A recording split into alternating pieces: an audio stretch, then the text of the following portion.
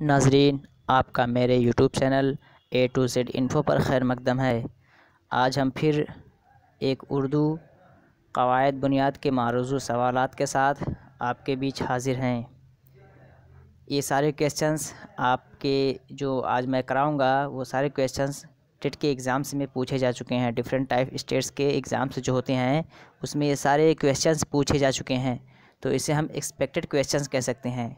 तो आज का यह मेरा video UP TET, C TET और अदर स्टेट्स लेवल के जो एग्ज़ाम्स होते हैं उन तमाम पर्पज़ से बहुत ही इम्पोर्टेंट होने वाला है। तो इस वीडियो को आप लास्ट तक देखें और इससे जो बताया जाए उसे नोट कीजिए। तो आज का मेरा जो फर्स्ट क्वेश्चन है वो है, जिस हर्फ पर ज़बर होता है उसे क्या कहते हैं। कह रहा है कि जिस हर्फ पे ज़बर होता है उसको हम क्या नाम देते हैं। आपके ऑप्शंस हैं ए में फ़त्ह, बी में मफ्तूह और डी में ज़म और सी में ज़म, डी में इनमें से कोई नहीं। तो इसका सही आंसर जो है जिस हर्फ पर ज़बर होता है उसे हम मफ्तूह कहते हैं। तो ये आपका बी जो है सही आंसर हो जाएगा, मफ्तूह। क्योंकि फ़त्ह ये है उसी से है, लेकिन यहाँ पे जो आपका सही आंसर है मफ्तूह फ़तहा दिया हुआ, तो बी आंसर ही सही हो जाएगा। 2 नंबर देखते हैं, दर्ज झेल में से कौन से एराब दुरुस्त हैं।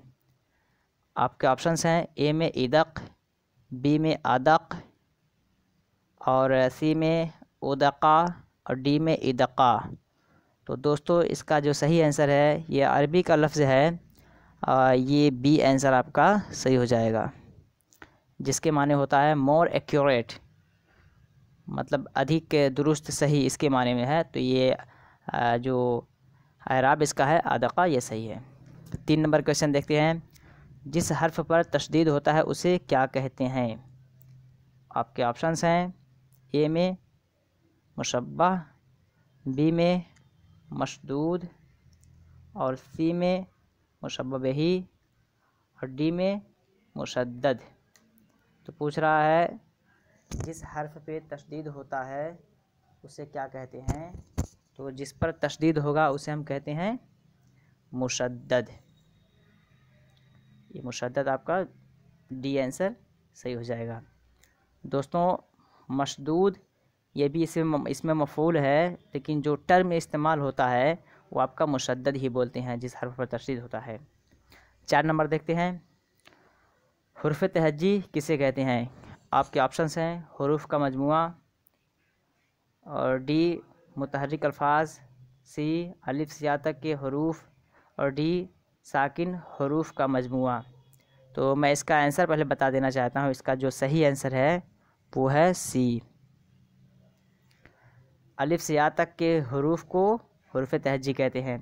हरूफ के मजमुए से लफ्ज़ बनते हैं मुतहर्रिक अल्फाज जिस पे ज़बर ज़ेर पेश होते हैं। साकिन हरूफ का मजमुआ, तो साकिन हरूफ का मजमुआ हो ही नहीं सकता, तो हरूफ के मजमुए को हम हुरूफ तहज्जी कहते हैं।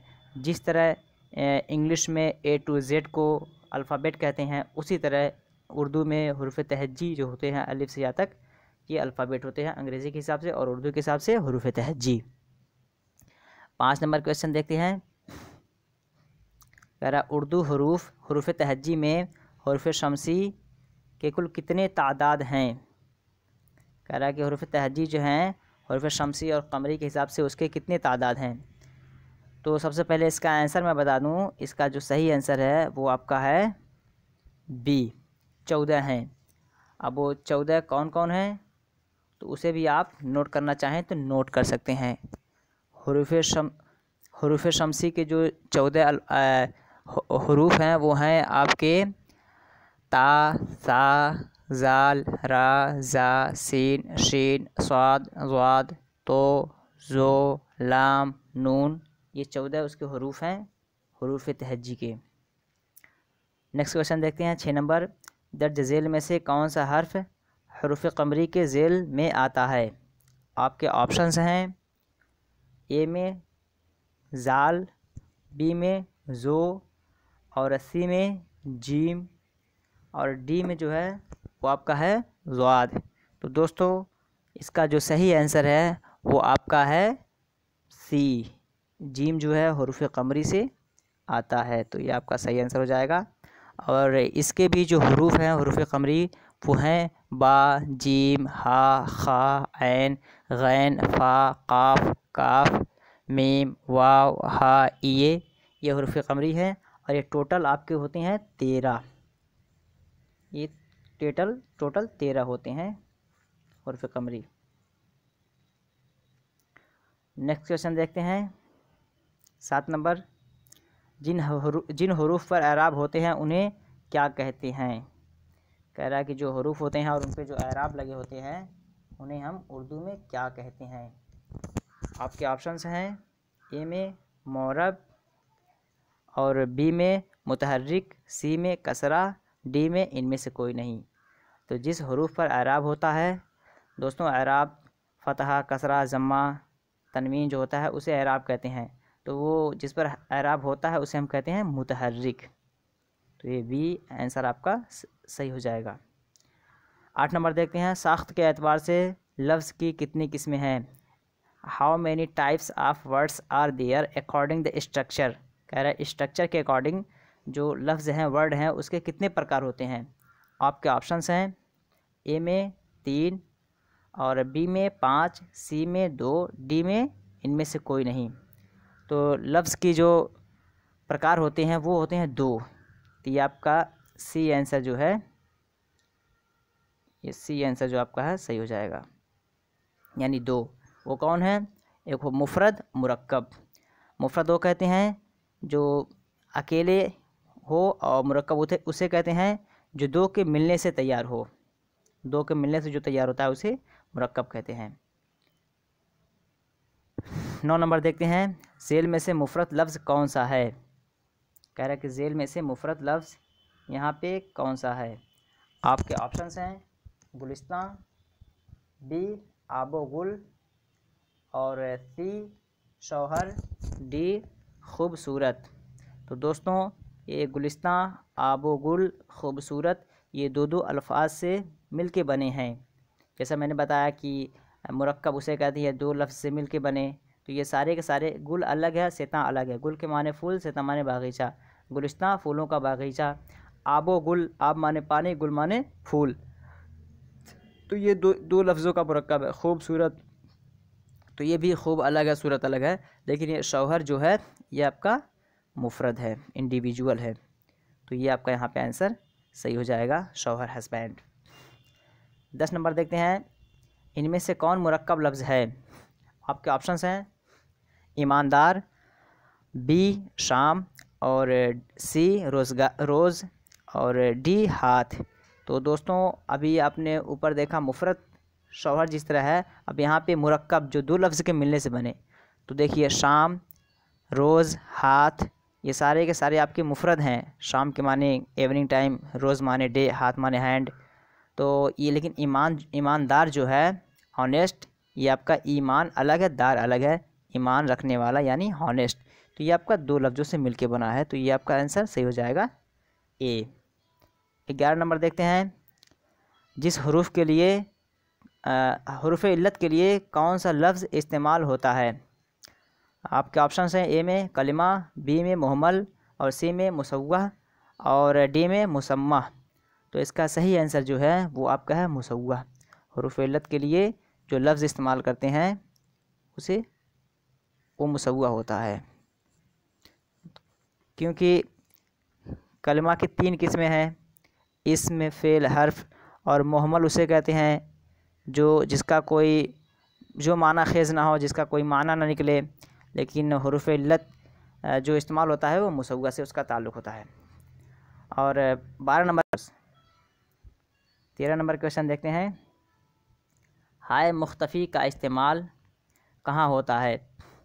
आपके ऑप्शंस हैं लफ्ज़ के शुरू में, और बी है लफ्ज़ के आखिर में, और सी है लफ्ज़ के दरमियान में, और डी है इनमें से कोई नहीं। तो हाय मुख्तफ़ी का जो इस्तेमाल होता है वो होता है लफ्ज़ के आखिर में। तो इसका जो बी आंसर है ये सही हो जाएगा। जिस तरह हाय मुख्तफ़ी उसे कहते हैं जो लिखने में आए लेकिन पढ़ने में ना आए। जैसे बोलते हैं नामा, और खाना, तो ये सब लिखने में तो आता है, हाँ तो होता है, मुख्तफ़ी छुपा हुआ हल्का सा होता है, वो बोलने में ज़्यादा ज़ाहिर नहीं होता है। 14 नंबर देखते हैं, एराब किसे कहते हैं। आपके ऑप्शंस हैं अरब में रहने वालों को, बी अरबी ज़बान को, सी अरब की एक सवारी का नाम है, डी ज़ेर ज़बर और पेश की अलामतें। तो अभी मैंने ऊपर बताया है कि एराब किसे कहते हैं, ज़बर ज़ेर और पेश को, तो ये डी आंसर आपका सही हो जाएगा। डी आंसर आपका सही हो जाएगा। ज़बर ज़ेर ज़बर और पेश की अलामत को कहते हैं एराब। 15 नंबर क्वेश्चन देखते हैं, प्रिंसिपल साहब में कितने हरूफ हैं। आपके ऑप्शंस हैं ए में 10 और बी में 5, सी में 3, डी में 7। तो आप इसे काउंट कर सकते हैं, पे रे दो नून सीन पा लाम प्रिंसिपल, ये आपका हो गया 6, स्वाद अलिफ हा बे, तो ये आपका टोटल हो जाएगा 10। ये आपका जो ए आंसर है वो आपका सही हो जाएगा, यानी 10 हरूफ हैं इसमें। 16 नंबर देखते हैं, हरूफ इल्लत कितने हैं। आपके ऑप्शंस हैं ए में 4, बी में 5, सी में 3, डी में 7। तो इसका सही आंसर जो है वो है सी इसका सही आंसर है कि हरूफ इल्लत 3 हैं। वाव अलिफ या को हरूफ इल्लत कहते हैं। 17 नंबर क्वेश्चन देखते हैं, इनमें से किन में वाव मादूला नहीं है। आपके ऑप्शंस हैं खुद, बी खुश और सी खूब, डी ख्वाब। तो दोस्तों पहले वाव मादूला किसे कहते हैं उसकी आप तारीफ़ डेफिनेशन सुन लीजिए। वाव मादूला उसे कहते हैं ऐसे वाव को जो लिखने में आए और लेकिन पढ़ने में वो ना आए, जैसे दरख्वास्त, ख्वाब, ये आपका वाव मादूला है। तो यहाँ पे क्वेश्चन जो होना चाहिए, इनमें से किन में वाव मादूला है। तो वाव मादूला वाला कोई अगर है तो वो ख्वाब है, क्योंकि ये वाव मादूला से है और यही एक है जो वाव मादूला से है। तो इसका क्वेश्चन होना चाहिए इनमें से किन में वाव मादूला है। अगर ऐसा क्वेश्चन है तो आपका ये ऑप्शन सही होगा और होना भी यही चाहिए, अदरवाइज़ ये आउट ऑफ अंडरस्टैंड है। 18 नंबर देखते हैं, खींच कर पढ़ा जाने वाला हर्फ क्या कहलाता है। आपके ऑप्शंस हैं या मजहूल, बी वाव मारूफ और सी या मारूफ, डी नून गुन्ना। तो इसका सही आंसर जो है वो आपका है वाव मारूफ, यानी 20 का सही आंसर है। खींचकर पढ़ा जाने वाला हर्फ को वाव मारूफ कहते हैं। जिस तरह रऊफ़, मारूफ, इस तरह का जो वर्ड होते हैं उसे हम खींच के पढ़ते हैं, तो ये खींचकर पढ़ा जाने वाला वाव मारूफ से हो जाएगा। 18 नंबर देखते हैं, कह रहा है किसी लफ्ज़ में एक ही हर्फ को 2 बार पढ़ा जाए तो उस पर कौन सा निशान लगता है। आपके ऑप्शंस हैं तशदीद, बी ज़ेर, सी पेश, डी ज़बर। किसी लफ्ज़ में एक ही हर्फ को 2 बार पढ़ा जाए तो उस पर कौन सा निशान लगता है। जैसे कि मिसाल दे रहा हूँ मैं, सद्दाम, हम्माद। तो दोस्तों ये इसकी जो असल है, वर्जिन वर्ड है, वो है सद दाम हम माद।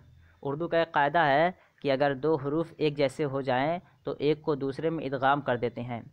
जब 2 हरूफ एक जैसे हों तो दोनों को मिलाकर एक कर देते हैं और उस पर तशदीद लगा देते हैं। तो सद दाम में 2 दाल होने की वजह से दोनों को मिला दिया और तशदीद लगा दिया, सद्दाम बन गया। हम माद में 2 मीम होने की वजह से दोनों को मिलाकर मीम पे तशदीद लगा दिया, माद बन गया। तो इसी तरह 2 बार पढ़ा जाए तो उसको हम तशदीद कहेंगे, तशदीद के ज़रिए उसको हम कंपोज कर देते हैं। तो ये आपका जो ए आंसर है ये सही हो जाएगा। 20 नंबर देखते हैं, खड़ा ज़बर किस ज़बान में इस्तेमाल होता है। आपके ऑप्शंस हैं ए में अरबी और बी में फ़ारसी, सी में तुर्की और डी में उर्दू। तो पहले इसका आंसर मैं बता दूं, खड़ा ज़बर जो होता है वो अरबी में इसका इस्तेमाल होता है। दोस्तों जिस तरह अरबी का मैं मिसाल दे रहा हूँ, बोलते हैं इला और आला। तो इला लमलिज़ वाला नहीं लिखते हैं बल्कि खड़े के साथ लिखते हैं, और आला में लाम पे अलिफ नहीं लगाते हैं बल्कि उस पर भी खड़ा ज़बर लगाते हैं। और इसका इस्तेमाल अना ज़हबतु इला बैतिक कि मैं तुम्हारे घर गया, अखू का जा अलैया तुम्हारा भाई मेरे पास आया। तो इस तरह जो इस्तेमाल होता है ये आपका हो जाएगा खड़ा ज़बर, और ये अरबी में इस्तेमाल होता है। 20 नंबर देखते हैं, बनावट के एतबार से लफ्ज़ की कितनी किस्में हैं। तो अभी ऊपर सवाल गया देखिए, लेकिन फिर ये यूपी टेट 2011 में पूछा। जितना भी क्वेश्चन मैं बता रहा हूँ सब एक्सपेक्टेड और क्वेश्चन टेट के जो क्वेश्चंस पेपर होते हैं उससे लिया गया है। ये यूपी टेट 2011 में सवाल पूछा गया है कि बनावट के एतबार से लफ्ज़ की कितनी किस्में हैं। इसका मतलब इसमें ये बहुत ही इंपॉर्टेंट क्वेश्चन है। तो फिर इसका जो आंसर है, आपके क्वेश्चन ऑप्शन हैं ए में 2, बी में 3 और सी में 4, डी में 5। तो ये आंसर जो इसका आपका है 2, ये सही हो जाएगा। वही मुफरद और मुरक्कब मैंने ऊपर डिफ़ाइन कर दिया, उससे आप सुन लीजिएगा। 22 नंबर देखते हैं, जो आवाज़ इंसान के मुंह से निकलती है उसे क्या कहते हैं। आपके ऑप्शन हैं जमा, बी वाहिद और सी लफ्ज़ और डी नुक्ता। तो जो इंसान अपने मुंह से प्रोनाउंस करता है, उच्चारण करता है, उसे हम उर्दू में लफ्ज़ बोलते हैं। तो यहाँ आपका आंसर जो है ये सही हो जाएगा सी। जमा कहते हैं प्लूरल को, और वाहिद कहते हैं सिंगुलर को, नुक्ता कहते हैं डॉट या पॉइंट को। तो यहाँ पे मुंह से निकलने वाले अल्फाज के बारे में पूछ रहा, तो ये लफ्ज़ सही हो जाएगा आपका। 23 नंबर देखते हैं, इनमें से खालिस प्योर फ़ारसी हर्फ कौन सा है। आपके ऑप्शंस हैं ए में काफ, बी में जीम और सी में दाल और डी में गाफ। तो दोस्तों प्योर पर्सियन वर्ड पूछ रहा है कि इसमें कौन सा है। तो इसमें प्योर पर्सियन जो है ये आपका है डी आंसर, यानी गाफ। दोस्तों पर्सियन के ताल्लुक से 2 सवाल बहुत पूछता है उर्दू के किसी भी एग्ज़ाम, उर्दू का कोई सा भी एग्ज़ाम देंगे, एक तो पूछेगा गाफ के ताल्लुक से और ज़ा के ताल्लुक से। वो ज़ा जो अज़दहा वाला होता है, अज़दहा अगर लिखने के लिए कहीं बोल दे कोई उर्दू में तो अज़दहा आप जे से नहीं लिखेंगे, सिंगल नुक्ते वाले जे से नहीं लिखिएगा, बल्कि वो ट्रिपल नुक्ता जो होता है उससे लिखिएगा। तो आपका अकॉर्डिंग द पर्सियन वो सही हो जाएगा, और अज़दहा ऐसे ही लिखा जाता है। तो यहाँ पे जो आपका सही आंसर है वो है गाफ, खालिस फ़ारसी हर्फ है ये। 24 नंबर देखते हैं, जिस हर्फ या एराब से आवाज़ दोगुनी होकर निकलती है यानी वो खींच कर पढ़ा जाता है उसे क्या कहा जाता है।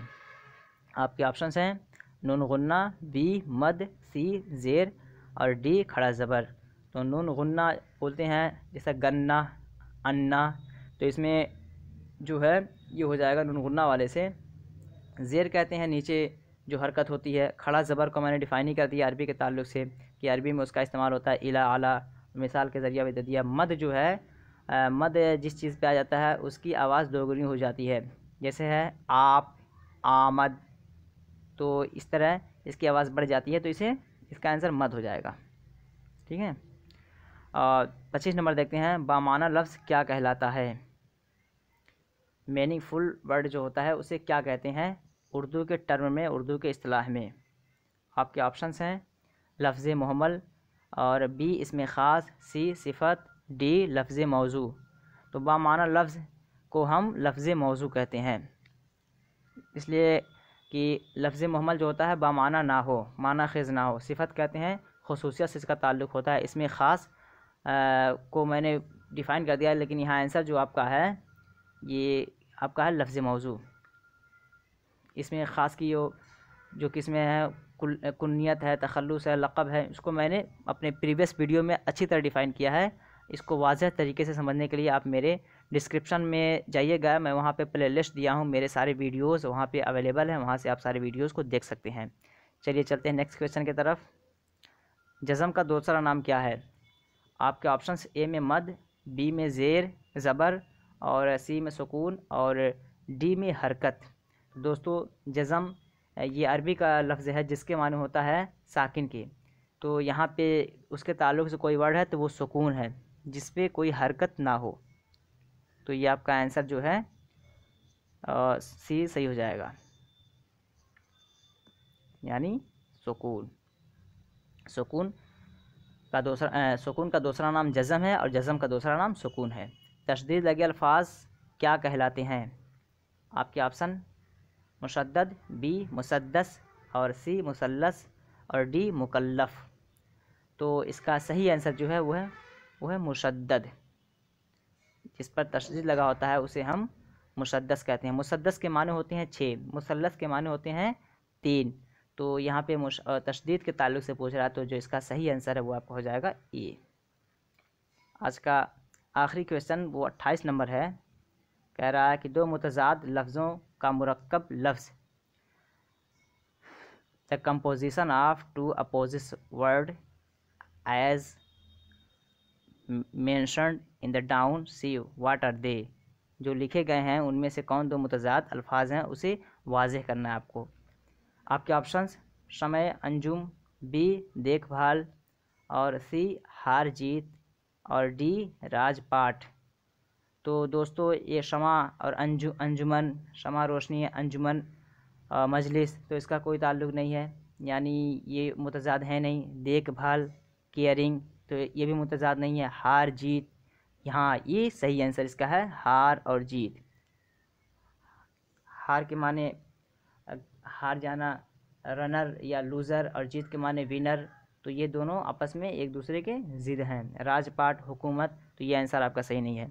तो इसका सी आंसर सही हो जाएगा हार जीत। ये दो मुतज़ाद लफ्ज़ों का मुरक्कब है। तो दोस्तों ये वीडियो आपको अच्छी लगी हो तो लाइक, सब्सक्राइब और शेयर करना बिल्कुल ना भूलें, और अपने तमाम दोस्तों को पहुंचाइए जो किसी भी तरह के उर्दू कॉम्पिटिटिव एग्ज़ाम्स की तैयारी कर रहे हैं, चाहे वो मौलाना आज़ाद नेशनल उर्दू यूनिवर्सिटी की तैयारी कर रहे हों, जामिया मिलिया इस्लामिया की तैयारी कर रहे हों, या किसी स्टेट से वो टीट की तैयारी कर रहे हैं या सीटेट की। उन तमाम के लिए हमारा ये आज का वीडियो बहुत बेनिफिशियल है। चलिए फिर मिलते हैं इसी तरह अच्छी वीडियोज़ के साथ, और मैं डिस्क्रिप्शन बॉक्स में अपना लिंक दे दूंगा। मेरे जितने वीडियोस हैं आप वहां से एक्सेस कर सकते हैं। अगर आपको कोई डाउट है तो कमेंट करके ज़रूर बताएं, उसका सॉल्यूशन मैं ज़रूर निकालूंगा। चलिए फिर मिलते हैं नेक्स्ट वीडियो में, तब तक के लिए हैव अ नाइस डे।